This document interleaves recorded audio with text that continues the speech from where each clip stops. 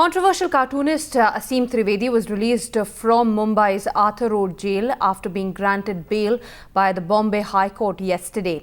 Cartoonist Aseem Trivedi was detained on sedition charges, but after his release, he addressed the media claiming that he will not give up his fight till Section 124A of the Indian Penal Code is not removed.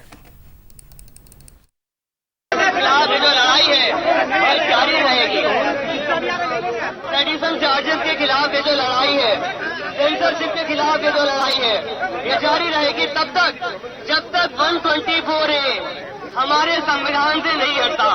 ये लड़ाई सिर्फ मेरे आजाद होने तक नहीं थी, ये लड़ाई पूरी फ्रीडम ऑफ स्पीच जो हिंदुस्तान में आज हाशिए पर है, ये लड़ाई उसके लिए थी।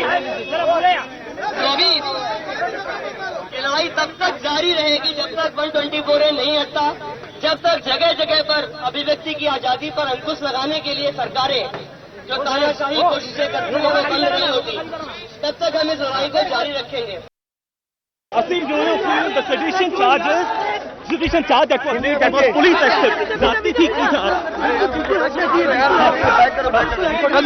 सरकार ने आश्वासन दिया है, हाईकोर्ट ने इस बारे में बोला है, जरूर लगेगा। Aseem, सबसे पहले आप lower judiciary had given you an opportunity to seek bail, but then you waited for the high court.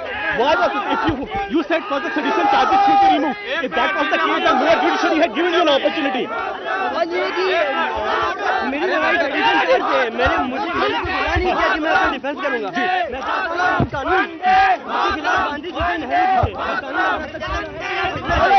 मैं चाहता हूँ कि सेडिशन हमारे संविधान से कलाकारों को। Aseem Anna was very critical when you Team India was very critical of you when you had said that Team Anna was getting political. आपको शुक्रिया अदा करूंगा कि इस लड़ाई को, फ्रीडम ऑफ स्पीच की लड़ाई को, मीडिया की लड़ाई को, चाहे वो ऑनलाइन मीडिया हो, चाहे प्रिंट मीडिया हो, चाहे इलेक्ट्रॉनिक मीडिया हो, इस फ्रीडम ऑफ स्पीच की लड़ाई में आपने जो भूमिका निभाई है उसके लिए मैं आपको शुक्रिया अदा करना चाहूंगा। आपके सहयोग के बिना यह लड़ाई कभी इतनी बड़ी नहीं हो पाती।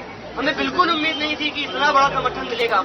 आज जिस तरह देश के बहुत सारे हिस्सों में बहुत सारे लोग इस मुद्दे पर करके बाहर आए, एक बहस शुरू हुई है, डिबेट शुरू हुई है, उस समय आप लोगों का बहुत महत्वपूर्ण योगदान है। उसके लिए मेरी ओर से आप लोगों का बहुत बहुत धन्यवाद, बहुत बहुत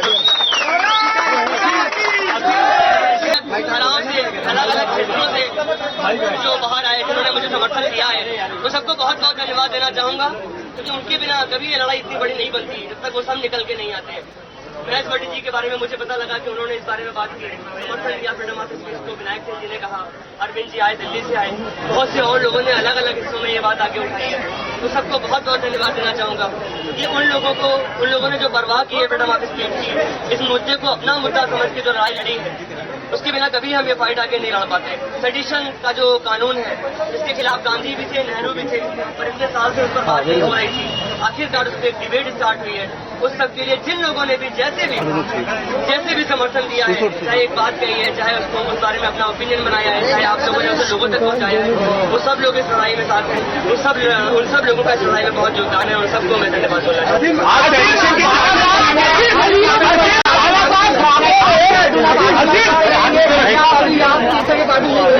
देखिए, इस तरह के कार्टून सुन के मैं थोड़ा सा आश्चर्य हो रहा है मुझे। जो कार्टून मैंने बनाए थे, हर एक मैंने पहले भी कहा था कि बच्चा भी समझ सकता है कि वो देश प्रेम के लिए बनाए गए थे। वो इसलिए बनाए गए थे कि लोग देश को समझें कि देश में क्या हो रहा है। अरे हम अपने घर में शीशा टांगते हैं ना, जिसको अपने सूरत की जितनी फिक्र होती है उतना बड़ा शीशा टांगता है और उतनी बार शीशा देखता है। साहित्य, कला, कार्टून जो शीशा है, आपको जितना अच्छा बनना है, अपने देश को जितना अच्छा बनाना है, जितनी तरक्की करनी है, उतना बड़ा शीशा टांगना होगा। साहित्य का शीशा, समाज कला का शीशा उतना बड़ा करना होगा। तो मैं ये शीशे में जो भी योगदान दे सकता हूँ दूंगा। मैं कार्टून हमेशा बनाता रहूंगा। आप पर सभी ने माना गलत लगाया, लेकिन क्या आप मानते हैं कि आज कार्टून बनाए थे? देखिए, मर्यादा या दायरा की बात करना थोड़ा सा अभी जल्दबाजी होगी, इस तरह आप कर रहे हो कि इस बारे में बहुत लंबी डिबेट, बहुत लंबी बात कहनी होगी। भगत सिंह ने कहा था, जब बहरों को अपनी बात सुनानी हो तो आवाज तेज होनी चाहिए। जब उन्होंने असेंबली में बम फेंका था, उसका मकसद किसी को डराना नहीं था। उन्होंने बाद में वहां पर्चे उड़ाए थे, बमप्लेट उड़ाए थे, जिसमें उनके विचार थे।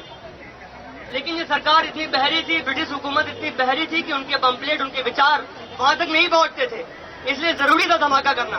मगर आप कभी राष्ट्रीय मानचिन्हों का आपके कार्टून की वजह से अपमान हुआ, ऐसे आपको लगता नहीं है? सवाल आप बताइए साहब कि जब सांसद सवाल लेके क्वेश्चन पूछते हैं संसद के अंदर, नोटों की गड्डियां लहराई जाती हैं, हजारों करोड़ों के घोटाले किए जाते हैं, ब्लू फिल्म देखी जाती है, फोनोग्राफी देखी जाती है, उसका वीडियो मिल जाता है कि बेड के अंदर सांसद विधायक कर्नाटका की विधानसभा में ब्लू फिल्म देख रहे हैं। ये लोग अपमान कर रहे हैं कि मैं अपमान कर रहा हूँ, ये फैसला आप कीजिए ना, ये मुझसे क्यों पूछ रहे हैं? मना किया था आपने पहले बेल भाई मैंने कोई अपराध नहीं किया था, तो मैं चाह रहा था कि सरकार इस बारे में सफाई दे कि ये कलाकार पे सेडिशन कैसे लगाया गया। मैं सेडिशन हटाएंगे क्या आप पर, लेकिन ऐसा मुझे पता लगा है कि हाईकोर्ट ने इस बारे में कहा है कि ये कार्टूनिस्ट पे नहीं लगना चाहिए। होम मिनिस्ट्री ने कहा है, जैसा मैंने अखबारों में पढ़ा, मैं बाहर नहीं था पहले बेल लेने से मना बेल लेने से मैंने यही किया कि मैं गुनाहगार नहीं हूँ। पहले सरकार को अपनी गलती माननी होगी, पहले विधायिका और इस देश की न्यायपालिका दोनों की जिम्मेदारी है ये स्पष्ट करना कि वो स्पष्ट करे कि इस देश में अभिव्यक्ति की आजादी जिंदा है या नहीं है। इस देश में हम जो चाहे बोल सकते हैं, कह सकते हैं, कर सकते हैं या नहीं। ये देश हमारा है या नहीं, अभी भी ब्रिटिश राज में जी रहे हैं। ये मैं पहले चाहता था कि स्पष्टीकरण आए। उन्होंने स्टैंड को चेंज करना उतना महत्वपूर्ण नहीं है, क्योंकि मैं कोई जिद पे नहीं अड़ गया हूँ, मैं कोई जिद की या मेरी जिद महत्वपूर्ण नहीं है। अगर लोगों को लगता है कि मैं कानून के साथ कोऑपरेट नहीं कर रहा हूँ, अगर लोगों को लगता है कि मेरा रवैया जिद्दी हो रहा है, तो उसे पीछे हटने में मुझे कोई ऐतराज नहीं है। अब जब होम मिनिस्ट्री इस बारे में बात कर चुकी है, वो कह चुकी है कि चार्टर हटाए जाएंगे, अब जब हाईकोर्ट बोल चुका है कि कार्टूनिस्ट को इससे